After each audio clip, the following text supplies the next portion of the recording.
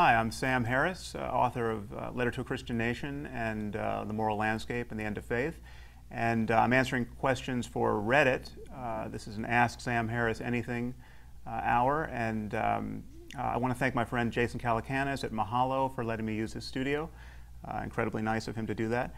So I'm just going to jump right into question number one from Cyranor.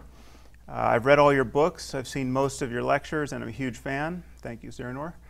And my question is, what should we do next? I feel like I'm adrift in a sea of rationality, no clear goal in sight. What do you think the practical goals are for a passionate pro-reason activist, especially those still in college? Well, this is a question I get all the time. It's rather inconvenient that I don't have a good answer for it.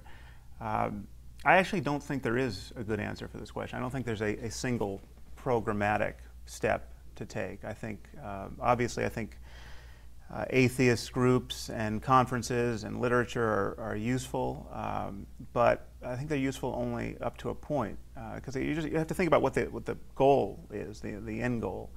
I think we have to get to a time in which people are embarrassed to pretend to know things they don't know. That to me is the center of the bullseye, and that covers religion, that covers any form of irrationality or dogmatism. Really, I think the goal is to get to a time where people's bullshit detectors are really finely calibrated, and where we in public discourse, in journalism, at the level of newspaper editorials and every conversation that matters, we are reluctant to give people a pass when they pretend to know things they don't know.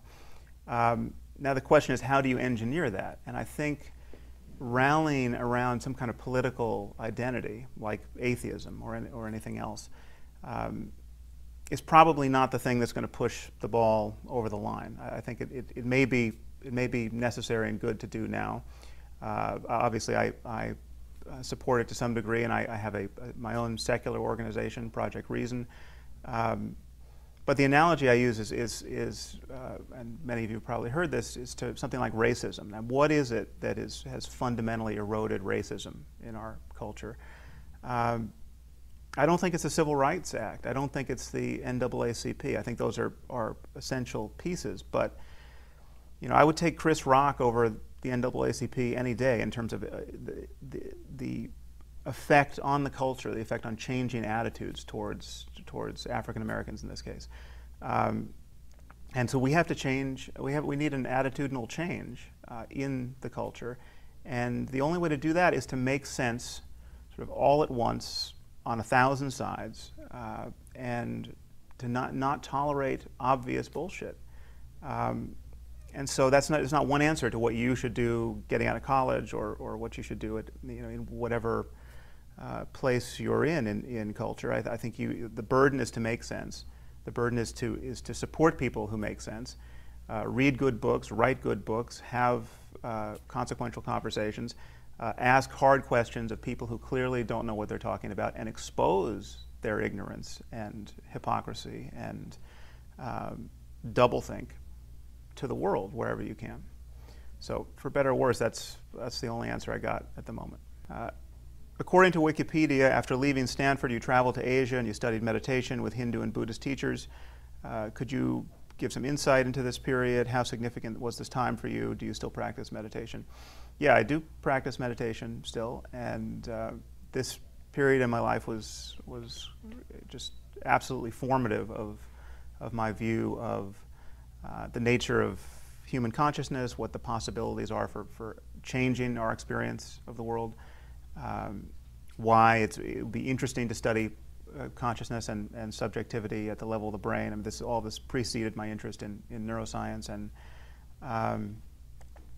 so what I did in my 20s, really, I still practice meditation, and I've done some subsequent period of intensive practice on retreat. But in my 20s, I spent about 2 years of that decade on silent meditation retreats, ranging from as short as a weekend to 3 months, and most of this was done in a a Buddhist context, studying a practice called Vipassana, which I blogged about on my blog recently, so you can read my comments there.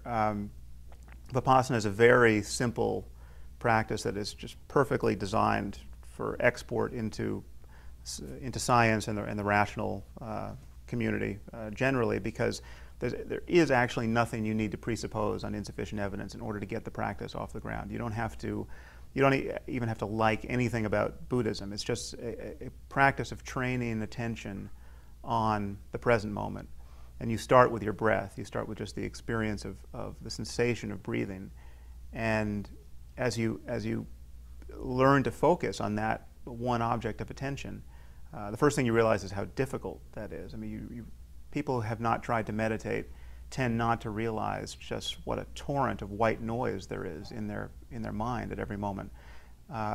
We're just thinking every moment of the day. We're chased out of bed by our thoughts in the morning, and we just think until we fall asleep at night. And the character of this conversation we're having with ourselves is really what engineers our suffering, or the kind of the mediocrity of our lives in every present moment. All of our worry and anxiety and self-doubt and self-criticism, and I mean, obviously thoughts are necessary, and we couldn't navigate our lives without thinking. But this automaticity of being lost in thought without knowing that you're thinking is really the string upon which all of our suffering is strung. And meditation is a tool for sort of stepping back from that process and discovering the space in consciousness prior to that stream of thinking. And there's a tremendous amount of relief that comes from that. And so at the first pass, it's a great tool of stress reduction. I mean, you begin to notice why you suffer, how you're suffering, the mechanics of suffering moment to moment. The mechanics of worry and doubt and fear and anger, etc. And meditation gives you a tool to sort of relax that automaticity. And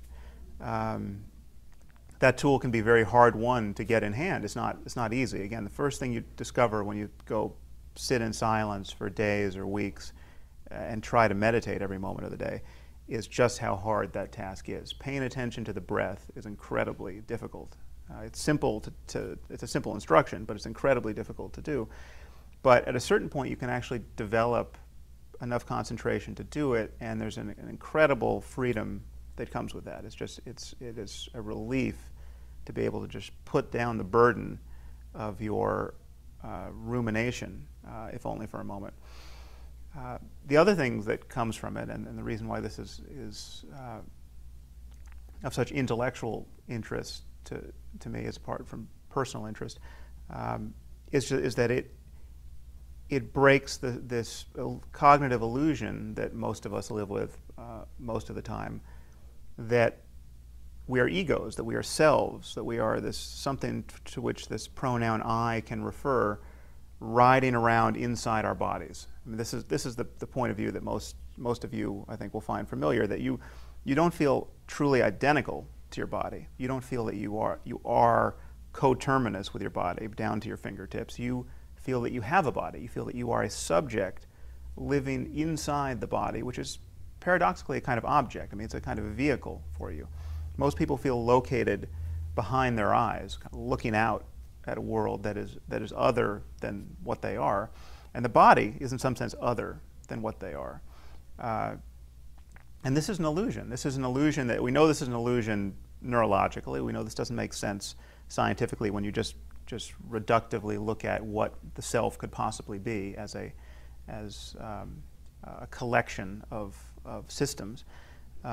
But it doesn't make sense subjectively. It's a subjective illusion that can be penetrated. It is what it feels like to be thinking every moment of the day without knowing that you're thinking. And when you can see thoughts as just objects of a kind arising in consciousness that's prior to them, this sense of self, this sense of being this locus of consciousness behind the eyes, looking out at a world that's not self, that you can break that illusion, if only for a moment. And breaking that is um, I think, of great utility personally, psychologically. It's also of great interest psychologically in terms of just how we understand the mind at the level of the brain and how we think of ourselves as subjective creatures.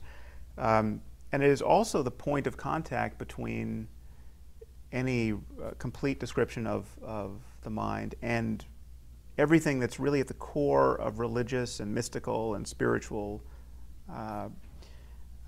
literature. I mean, the fascination that human beings have had for 2,000 years, at least, with notions of self-transcendence and transforming human life in the context of religion has been seeded by this possibility. I mean, people have lost their feeling of self to a great degree, and with that loss has come incredibly positive experiences and a real freedom that is rare in this world. And then they have kind of witnessed that freedom to others and described it in terms of Iron Age pseudoscience and philosophy. So you have it all conflated with very ancient concepts of being in relationship to a deity, and this is a problem. I mean, the only language we have had in which to talk about the higher possibility of self-transcendence has been religious language, and that's something that I'm hoping to change in